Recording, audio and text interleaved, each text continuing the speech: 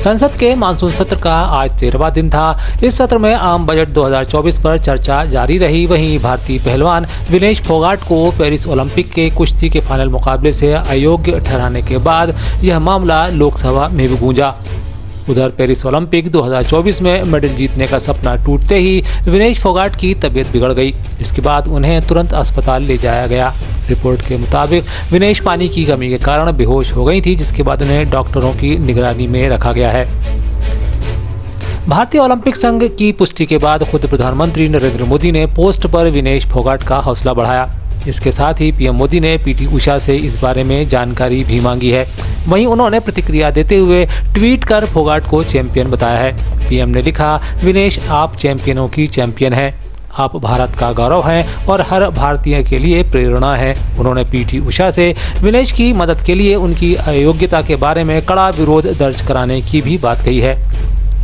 वहीं बीजेपी नेता मंत्री सुकांता मजूमदार ने इस बाबत जानकारी देते हुए बताया कि पूरा भारत पेरिस ओलंपिक की धाकड़ बेटी के साथ खड़ा है। देखिए, इसको लेकर हम बहुत दुखित है मतलब हमें लग रहा था कि वो जो घटना घटी है इसमें हमें बहुत ठेस पहुंचा है। आदरणीय प्रधानमंत्री जी ने इसका संज्ञान लिया है, सबसे बड़ी बात है। और उन्होंने जैसे बताया ट्वीट करके वो पीटी उषा जी से भी बात कर रहे हैं, तो मुझे लगता है आगे आने वाले समय में हमारे जो ऑफिशियल्स हैं वो आपको डिटेल्स इसके बारे में बता पाएंगे। और सरकार भी प्रयत्न कर रही है, इसको रिकॉन्सिडर भी करने की मांग उठ रही है, क्योंकि 100 ग्राम आप जानते हैं इतना छोटा वेट है। इस घटना से हमें बहुत। वहीं विपक्ष के नेता राहुल गांधी ने लिखा, विश्व विजेता पहलवानों को हराकर फाइनल में पहुंची भारत की शान। विनेश फोगाट का तकनीकी आधार पर अयोग्य घोषित किया जाना दुर्भाग्यपूर्ण है। हमें पूरी उम्मीद है कि भारतीय ओलंपिक संघ इस निर्णय को मजबूती से चैलेंज कर देश की बेटी को न्याय दिलाएगा। विनेश हिम्मत हारने वालों में से नहीं है। हमें पूरा विश्वास है कि वह अखाड़े में और अधिक मजबूती से वापसी करेंगी। जबकि कांग्रेस नेता शशि थरूर ने कहा, विनेश फोगाट यहां तक पहुंची हैं, उन्होंने वर्ल्ड नंबर 1 पहलवान को हराया। पूरे देश में खुशी की लहर थी। यह खबर दुखद है। विनेश ने जो मेहनत की थी उसका फल उसे नहीं मिला।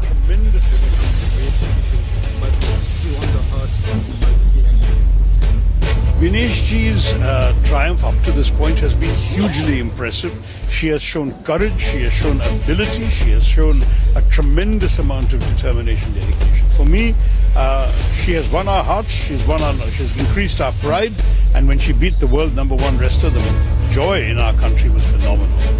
I am very disappointed with this news about this technical disqualification. I don't know how such a thing could have happened, whether our coaches were found wanting in terms of ensuring all the right rules and limits were adhered to.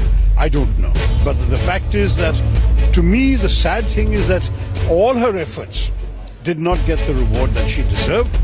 And instead we are now looking at a sad outcome of what was otherwise a very happy story for all of us in India.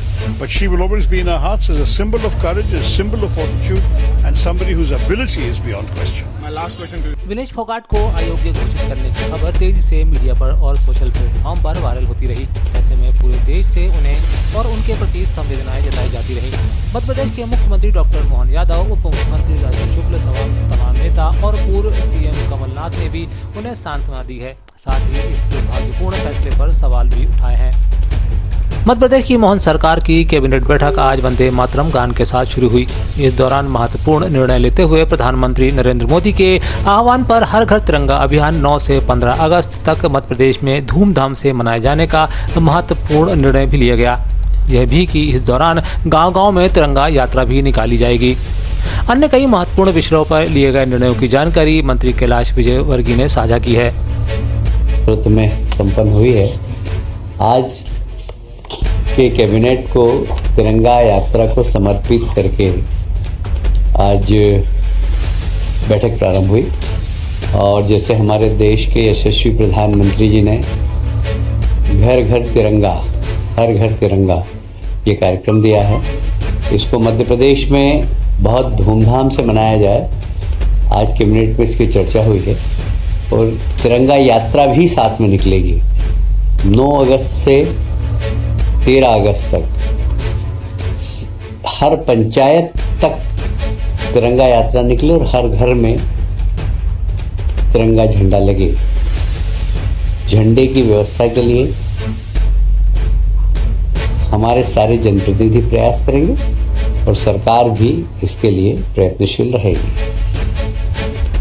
आप सभी जानते हैं 15 अगस्त हमारा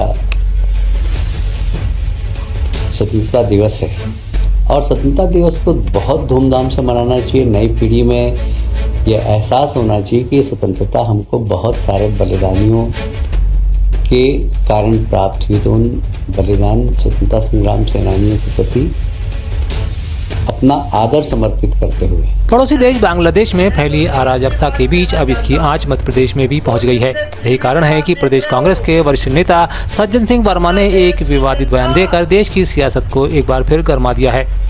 कांग्रेस नेता कहते हैं भारत का हाल भी बांग्लादेश और श्रीलंका जैसा होने वाला है। उन्होंने कहा कि देश की जनता पीएम मोदी की गलत नीतियों की वजह से प्रधानमंत्री आवास में घुस जाएगी और कब्जा कर लेगी। अब कांग्रेस के इस बयान का वीडियो सोशल मीडिया पर जमकर वायरल हो रहा है। मैं तो सिर्फ इतनी बात कहना चाहता हूँ, 2 दिन से टीवी पे आप देख रहे हो बांग्लादेश की जनता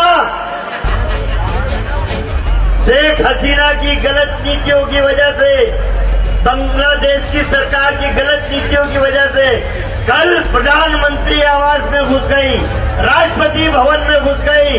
याद रखना नरेंद्र मोदी जी, एक दिन ये जनता जितने सड़क पे हिलोरे ले रही है, एक दिन तुम्हारी गलत नीतियों से तुम्हारे प्रधानमंत्री निवास में घुस जाएगी, कब्जा कर लेगी।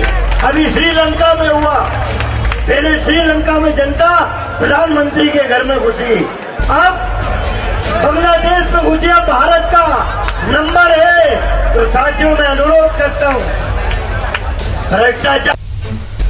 कांग्रेस नेता के बयान के बाद भाजपा ने तुरंत उन पर पलटवार किया है।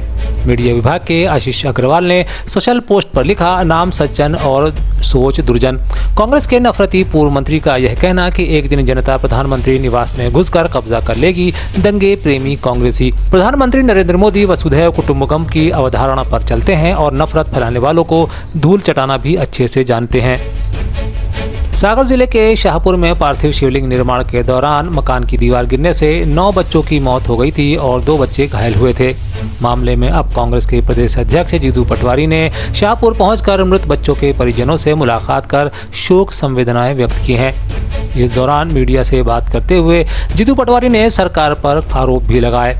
वे कहते हैं कि हमारे 9 मासूम बच्चों की मौत हो गई, लेकिन मुख्यमंत्री सिर्फ अखबारों और हेडलाइन बनाने में लगे हुए हैं। अगर उनमें संवेदनशीलता है तो वह शाहपुर आकर बच्चों के परिजनों से मिलकर उनका दुख बांटें। साथ ही पूरे प्रदेश में इस तरह जर्जर भवनों को लेकर निर्देश देकर आवश्यक कार्रवाई भी कराएं। ये बार बार कहना मैं नया पुलिस प्रशासन लेकर आया, उनसे अनुरोध करता हूँ पूरी घटना को, वो चाहे जो बेटी और 2 भाई हत्या हुई है उनका पूरा संज्ञान में काम करें। अन्यथा 12 तारीख के दिन, 12 तारीख के दिन सोमवार के दिन 12 तारीख को मैं कलेक्टर और एसपी से बात करूँगा, खुद आऊँगा। और ये दलितों के भी बार बार हमारे SC के अत्याचार और अनाचार हो रहा है, इसका भी हिसाब देना चाहिए। अभी अराजकता कितनी है। कई साल पहले मानसी करके एक पुरुष था जिसकी जमीन पर कब्जा हुआ, उसका मानसी पटेल, पूरे परिवार ने कब्जा किया। पूरे परिवार ने पुलिस में रिपोर्ट की, अलग अलग मीडिया से बात की कि हमारे पिता को संबंधित मंत्री उठा के ले गए। पुलिस प्रशासन के कानों में जूने रहे, जगह जगह राजनीतिक लोग भी, सामाजिक लोग भी, आम जन भी उसके फेवर में खड़े हुए।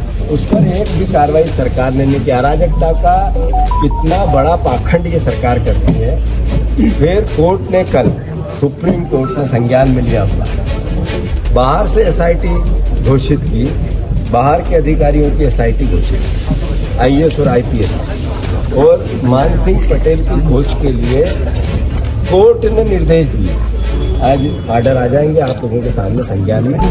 आखिर थोड़ी भी संवेदना हो इस सरकार में, संबंधित मंत्री गोविंद राजपूत में, तो आपको, क्योंकि कोर्ट ने कहा कि मान सिंह गायब हुआ और उसके लिए दोषी आप हो, उसकी जांच के आदेश दिए, कई अधिकारियों के सवाल उठे और नोट कराए कि इस सरकार में न्याय की अपेक्षा नहीं हो सकती, सुप्रीम कोर्ट ने कहा। तो जब तक मुख्यमंत्री से तो का थोड़ा बहुत भी राजनीतिक सेंस हो तो संबंधित मंत्री से इस्तीफा लेना चाहिए नहीं लेना चाहिए। गोविंद राजपूत जी में भी थोड़ी सी नैतिकता बची हो तो वो इस्तीफा दें कि मेरे पे सुप्रीम कोर्ट ने कहा कि मान सिंह गायब हुआ है, तो सुप्रीम कोर्ट ने निर्देश दिए, सरकार पे भरोसा नहीं किया, तंत्र पे नहीं किया, यहाँ की व्यवस्था पे नहीं किया।